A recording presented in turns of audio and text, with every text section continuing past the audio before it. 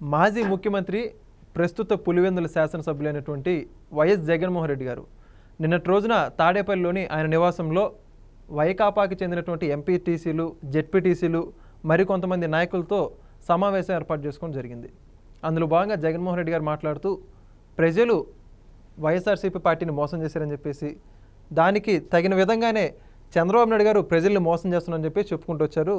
అందులో భాగంగా మాట్లాడుతూ పూర్తిగా కూటమి ప్రభుత్వం మీద ప్రజలకి నమ్మకం పోయిందని చెప్పేసి రానున్న 3 లేదా 4 సంవత్సరాల్లో మన పార్టీ అధికారంలో కోసం మరొకసారి చెప్పుకుంటూ వచ్చారు.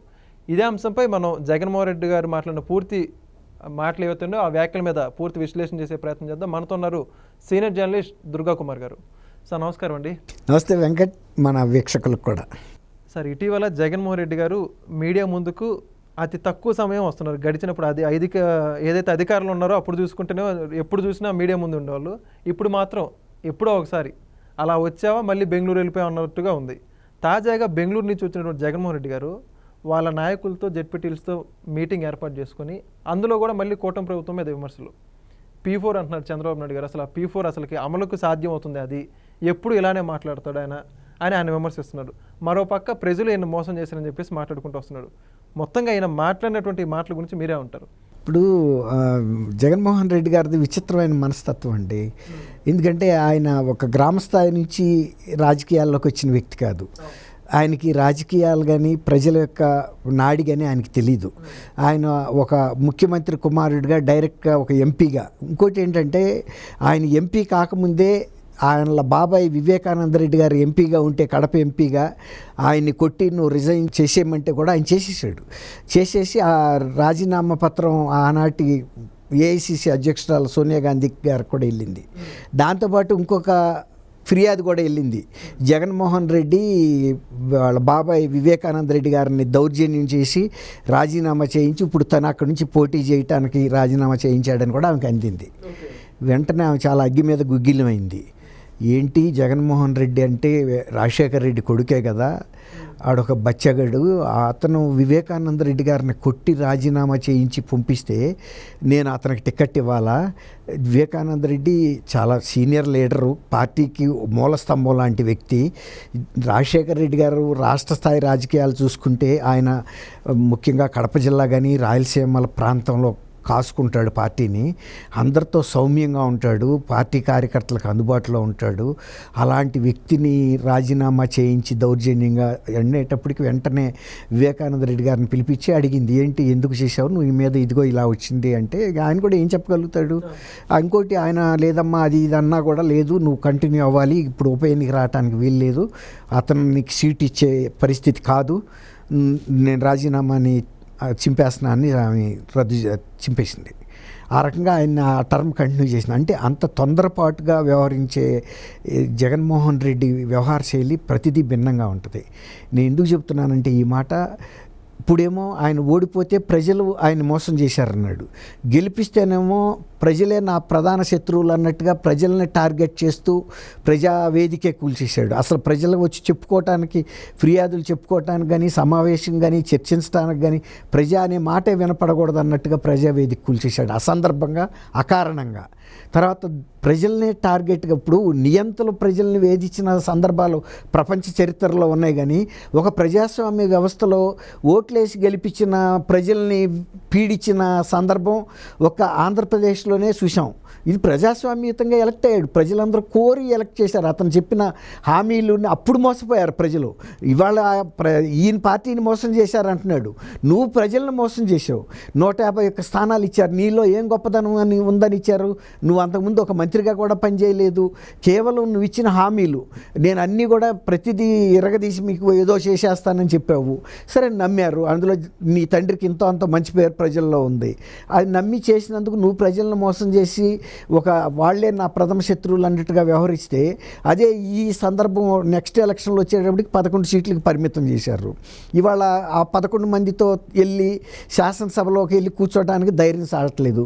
ఎందుకంటే అంతకుముందు 22 మంది సభ్యులు ఉన్న వ్యక్తినే అవాకులు చవాకులు పేలాడు చంద్రబాబు నాయుడు గారిని. మేము 150 మంది సభ్యులు లేచి నుంచుంటే నువ్వేమైపోతావు అని.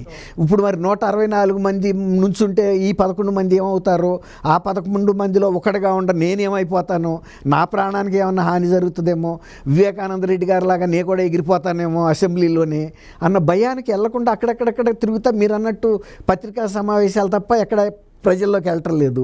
మొన్న జనవరిలో లేదు మీ దగ్గరికి నేను వచ్చేస్తున్నాను, మీలో మమేకం అయిపోతాను, మీ తరపున నిలబడతానని చెప్తే జనం కూడా ఓకే మాట్లాడతాడేమో వస్తాడేమో, కొన్ని అడగాల్సినవి కడగాల్సినవి ఉన్నాయి, కడగాల మనిషిని అని వాళ్ళు అనుకుంటున్నారు. ఇది ఆయనకి కూడా ఉప్పు అంది. అసలు కార్యకర్తలు కూడా ఎవడు వచ్చి వెనకాల నుంచోడానికి సిద్ధంగా లేరు. అందుకని మొన్న ఏం చేశాడు, ఈ వైస్ చైర్మన్ల ఎన్నికలో వాళ్ళకి 60 స్థానాలు ఉంటే ఇప్పుడు 50కో 49కో వచ్చినాయి, ఒక 11 స్థానాలు పోయినాయి. వాటిని గురించి కూడా చెప్పట్లే ఆయన. ఇదేదో ఘన విజయం అన్నట్టుగా ఓడిపోయినాడు కనుక సంబరాలు చేసుకుంటుంటే చూసేవాడు ఏమనుకుంటారు, వెళ్తా వీడు గెలిచాడు కావని అనుకుంటారు. అదొక వ్యూహం అనమాట. కింద పడ్డా నేనే గెలిచానని. మొన్న ఆయన ఎవరో మోటార్ సైకిల్ మీద అటు ఇటు తోలుతా వెళ్ళి పడిపోయినా కూడా ఏదో చెప్తున్నారు కదా.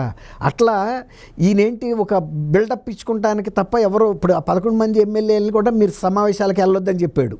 ఆదేశం అంటే పార్టీ విప్ కన్నా ఎక్కువ పార్టీ శాసనసభాపక్ష నాయకుడు ఆయన చెబితే కూడా దాదాపు 10 మంది దాకా వెళ్ళి దొంగ సంతకం చేసి వచ్చారని స్పీకర్ గారే చూపించాడు కదా. వాళ్ళే వచ్చి సంతకాలు పెట్టి వెళ్తున్నారు, దానికన్నా మీరు వచ్చి సభలో కూర్చోవాలి, సంతకాలు పెట్టి వెళ్ళిపోయి ప్రజల సొమ్ముని మీకు జీతాల రూపంలో ఇవ్వలేము, ఇది నైతికంగా కరెక్ట్ కాదని కూడా చెప్పాడు. ఎందుకంటే స్పీకర్ గారు బోళా మనిషి, ఆయన ఉన్నట్టు మాట్లాడతాడు.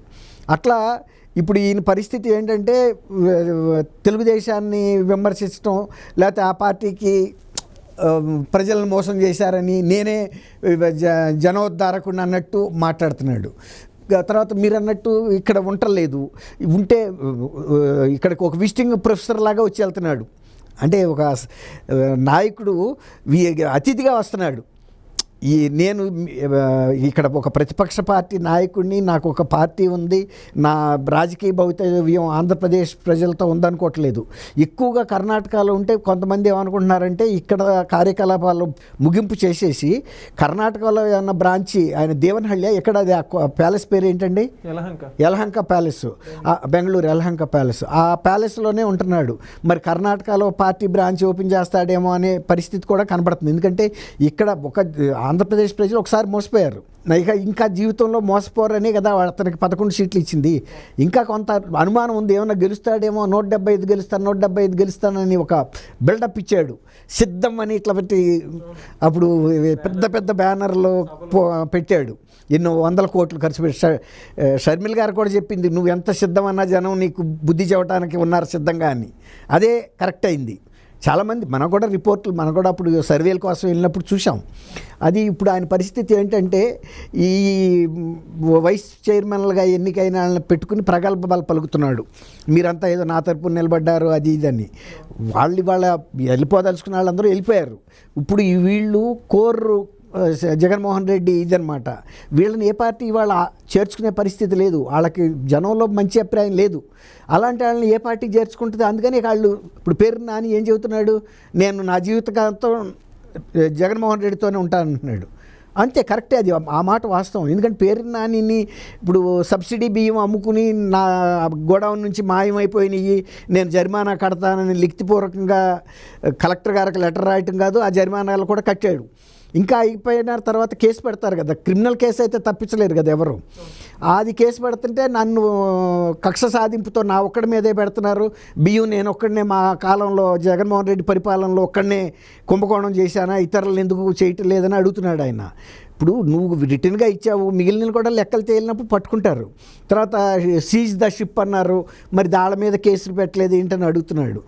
ఆ సీజ్ ద షిప్ అన్నప్పుడు దాని మీద ఎంక్వైరీ జరిగింది, దాని కేసు బిల్డప్ చేయాలి కదా. ఇప్పుడు ఈ మద్యం లిక్కర్ మీద కూడా అప్పుడే ఆల్రెడీ ఎఫ్ఐఆర్ కూడా ఇవ్వలేదు, ఓన్లీ ప్రాథమిక నివేదిక తెప్పించుకున్నారు. ఏ అంశాలు ఎక్కడెక్కడ ఉల్లంఘనలు జరిగినాయి, ఎక్కడ అవినీతి జరిగింది, ఎక్కడ అక్రమాలు జరిగినాయి, ఏ స్టేజ్లో ఎంత జరిగింది అనేది జరగబట్టే కదా ఇప్పుడు 22,000 కోట్ల కుంభకోణం అని లెక్క తేలింది. లెక్క తేలకుండా వేగ్గా మాట్లాడితే కుంభకోణం జరిగిందంటే ఏమన్నా ప్రజలు హర్షిస్తారా? అట్లాగే బియ్యం విషయంలో కూడా ఎక్కడ ఏం జరిగింది అనేది ఖచ్చితమైన ఆధారాలు తీసుకున్న తర్వాత వాళ్ళని అరెస్ట్ చేస్తారు. ఇప్పుడైతే నువ్వు రిటర్న్గా ఇచ్చావు కదా, నువ్వు ఇచ్చిన దాన్ని అయితే నువ్వు కాదనలేవు కదా, కరెక్ట్గా ఇచ్చాడు కదా. తర్వాత వాళ్ళ భార్య జయసుధ గారిని కూడా ఎస్పీ గారు కూడా పిలిపించి విచారించాడు. విచారించినప్పుడు అవును పోయినాయి అని చెప్పారు.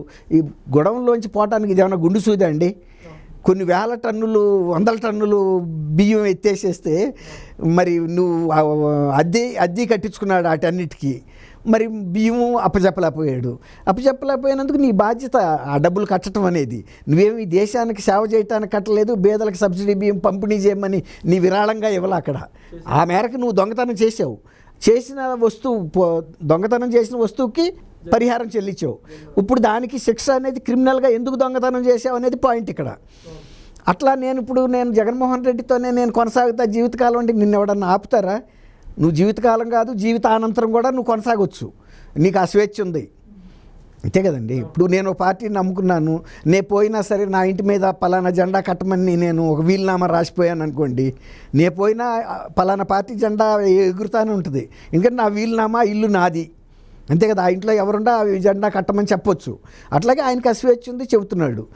ఈ పరిస్థితుల్లో ఇప్పుడు జగన్మోహన్ రెడ్డి గారు నిన్న అవాకులు చవాకులు పేలటం, పార్టీ కార్యకర్తల్లోనూ నాయకుల్లోనూ పూర్తి విశ్వాసం సడలిపోయింది నాయకత్వం పట్ల. నిన్న ఓడిపోయిన విజయోత్సవాలు చేసిన తీరుగా వాళ్ళని పిలిపించి అడావిడి చేశాడు. అడావిడి చేసిన వాళ్ళు 164 నియోజకవర్గాల్లో తెలుగుదేశం కూటమి ఎమ్మెల్యేస్ ఉన్నారు. తర్వాత ఈ వైస్ ప్రెసిడెంట్ మండల అధ్యక్షుడు ఇతనుండగా కూటమి వాళ్ళు లేకపోతే నీ వాళ్ళు ఉన్నారు. ఉపాధ్యక్షుడిది ఏముందండి, ఇప్పుడు 5 ఏళ్ళు ఉన్నాయి సార్, ఇది 6వ ఏళ్ళు వస్తుంది, ఇదేమన్నా పనిచేస్తుందా? నిన్నటి ఎన్నికల్లో ఇది కూడా అదే పరిస్థితి. ఈ 6వ ఏళ్ళని చూపించి ఇదే బలమైన నా బొట్టన వేలు అన్నట్టుగా ఉంది. కాబట్టి ఆయన సంతోషం ఆయనది, మనం దానికి ఏం చెబుతాము వెంకట్ గారు. థ్యాంక్ యూ వెంకట్ గారు, మన వీక్షకులకు.